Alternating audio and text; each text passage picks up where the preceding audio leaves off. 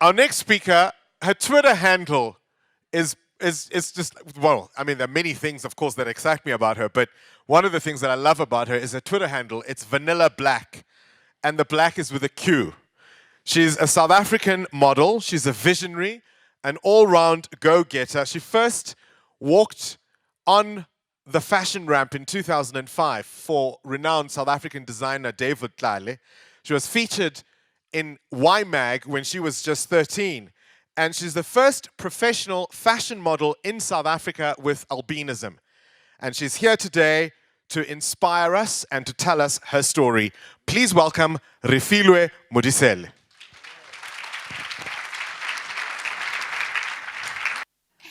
What a moment. Is it afternoon? Is it still morning? Good morning, everybody. How are you? Are we good today? Yes. Are we really good today? Yes. Thank you for being good today. It's such a pleasure and an honor to be here and be identified as a changemaker. And before I even do anything, open disclaimer, if I decide to hold this up here, do forgive me because my eyesight is not great. If you know anything about people with albinism, we're very crap when it comes to eyesight. So do bear with me. Do not think, no, what's going on? Is she trying to hide behind the iPad? No, I cannot see clearly, but I'm here to obviously share in the person that I am and speak of how I have become Refilwe the changemaker amongst everything.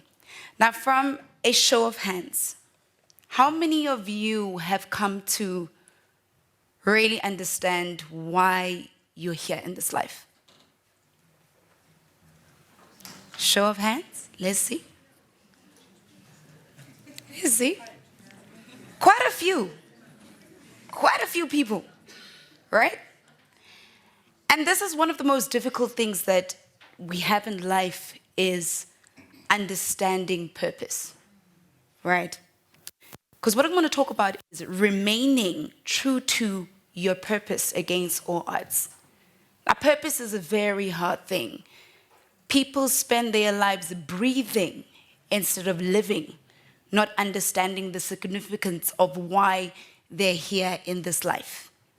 And change cannot exist until you understand your sense of self and why it is that you're here. Tough thing, hey? Very tough pillow to swallow. Pill, not even a pillow, but pill. And I'd like to share a part of my journey in terms of painting a picture so you can understand how a person tries to walk a journey of being full circle. So as you see me as the public personality that I am, firstly, I'm not exempt from a lot of the challenges that I've had generally in life. People assume that when you look successful or they hear of all these accolades that, come on, her life must be perfect. But in all honesty, I think to get to a point to be a change maker and to be a catalyst for success, you need to be able to also share the hardships of a journey so that you understand that bringing change comes with its difficulties. But you've got to be able to stand in that. You've got to have a sense of resilience. Because people assume that, all these leaders that we see, all these great personalities that you see, all these people that you hear of, probably had it easy cut. But that's the story. And that's exactly what I want to share. Now, I tend to believe that God has an incredible sense of humor. I know some of you are thinking, but how the hell can she actually say that? It's true. God really doesn't have an incredible sense of humor. I mean, for instance, look at me. He just decided from birth that, wait a minute, this is a black woman who's going to pop out looking the alternative race. I know, right? Some of you are like, wait a minute, the name, the surname, and you're like thinking, no, but she looks white. Newsflash. Black and proud. And I had to learn that with God's sense of humor, in certain moments we don't learn to, laugh along with what he does. Very often we look down on our situations or what we're presented with in terms of difficulty and never learn to laugh at it. So ultimately from birth, I've had to have a conversation with God and laugh and be like, you know what? You up there, I actually understand what it is that you've done with me. So I'm born with a condition called albinism. For some of you that do not know, it's a lack of pigmentation. So you are born, in my case, a black person who can come out fairly pale, all right? I do not get a tan, so please do not put me in the sun and expect that I will go darker. It just does not happen. Also something that is also in people with, people who are also white as well do suffer from albinism, but it's just not so obvious. So already from birth, I had, no, it's not so obvious. Like it's not so obvious. So from birth, I already had to encounter dealing with the fact that I'm being born into a system that does not accept a person like me, let alone the accolades that you're going to hear about. I went into the media industry, which we know is very superficial, very feisty, and there's never been a reference to somebody of my nature in that space. So at age 13, I was blessed enough to grace a 5-page editorial for Y magazine. It was 1999. Something of that nature had never been done before, right? There was no reference in this country to something like that. And I was the first in South Africa, not understanding the impact of doing something like that.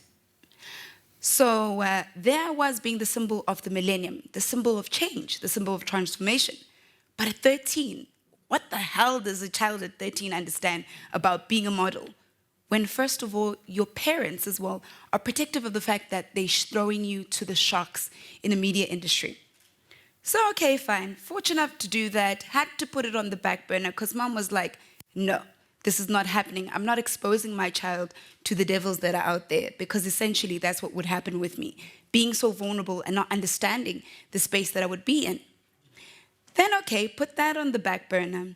Fortunate enough at the age of 19, I then graduated at Varsity College with the National Diploma in Advertising, 5 distinctions out of 9 modules, and overall achiever for my qualification. Fast track to that, 20, I became, well, not I became, but I was an intern at a global media agency called Mindshare. 6 months into that, became a media coordinator. A year later to that, became junior marketing manager. Essentially, that was called brand manager. I then got offered a post to become a new business development manager. So by the age of 22, I was already a new business development manager for the Republic Media Group. Didn't last too long in that space because I was moving up quite quickly. So went into being a brand and sponsorship liaison, still the same company, and as well as a TV production manager. So I work on the likes of accounts like Coca-Cola Malawi, as well as the Metro FM Awards, and also Channel O Sprite MC Africa. Fast track, do that as well. I didn't last too long in that space as, I encountered difficulties, but which I will probably talk about a little bit later. So at 26, I then became a brand strategist for former cricket president, Dr. Nyoga, his ENT practice. And didn't last too long as well in that space. Not to say that there was anything wrong, but I think when you're a person who explores so much in life, you move from pillar to post. So brand strategist that year, still the same year, became executive support for 4 entities, and as well as project coordinator. Then again, marketing manager at IntelliLab. But by the end of that year, or so to say in October, I then became the legit ambassador for the clothing label, as some of you might or might not know. So I became the summer campaign brand ambassador, something that had never been done in this country. I was now 13 years deep in being a model, and only then was I acknowledged in this country as being South Africa's first to be successful. So I decided at the end of that year that I was going to leave corporate. I mean, it was a good platform for me to start exploring my life and start really utilizing what God had given me in terms of my gifts. So I went on to achieve so much more. The following year, became a host for Excel Let's Talk, which was a talk show made up of 3-panel people, and where we discuss contentious issues and things that people might not want to talk about behind closed doors. The same year, became one of the people that was nominated on Oprah's Power List as one of 15 most powerful women in the world to change the discipline of where she was in whichever industry or sphere you were in. Fast track to then the following year. Geez, so many accolades. Then in 2014, then I was blessed to be named a CNN African Game Changer. And that's essentially one of 13 people in Africa to make a change in terms of the sphere of modeling. And as well became a host for a celebrity lifestyle entertainment show called Hush. Now, I'm sharing all this for you to understand the journey and how hard it is actually to get to that place. And this is what I'm going to share in terms of that. What if I told you that I was the 11-year-old that had to tragically see her father pass on? I'm not going to really share the details for lack of time, but that experience pushed me into a place where I was assumed to take responsibility in the home at a very young age. At 19, I would have never graduated. 2 days before I was supposed to start lectures, I was told that, sorry, no funding, so you're going to have to make a plan. But still within the same year, achieved my academia. At 21, I was the girl who was hijacked on a Friday, well, in a hijack incident, beaten up, but still on the Monday, got up to go to work because why? Life has to continue regardless of what happens to you. I've worked in the many spheres of being an actress as well, and also been a presenter. I've gone to gigs time and again where I've been rejected, but understood that I need to have the resilience to continue to go on, regardless of people's many no's. In all the years that I had corporate and even gone into the space of modeling, people didn't know that I lobbied between the two. The modeling is not something that consistent. The modeling was not something that was consistent. I had to constantly fight for my place because very often people like myself are shunned. There is no reference for a person like me, and I had to be that change. That change didn't just come as Refilwe not understanding who she was. She had to realize the impact that she was making for not only that child who was told that she could not do it because of the way that she looked, but also for the person who felt like they were never enough. And that's what Refilwe did. She took her life to be a change. She took her life to be an activist. Whatever disciplines I've come to in terms of what I've built has been a result of understanding why it is I'm here. I understand that everything that I do is not for me, and I think this is the mistake that we make. We live a life where we're so selfish about what we want, forgetting that you're actually not here just for yourself. You're here to better the next person. An analogy that I had is, it's so interesting how a woman gives birth and she has responsibility to a child, the same way as any parent has a responsibility to a child. But yet we do not live in this discipline, understanding that as individuals, even though we grow out of that, we too have a responsibility to other people. And these are some of the things that we do not think about. So some of the things I'd like you to take from my experience, you might relate, you might not relate, take it with a pinch of salt. And we all develop a blueprint that works for all of us. Because people forget that as much as you can compare yourself to the next person, you need to develop a journey that helps you understand what it is that you're meant to do. So these are just some of the things I'm going to share.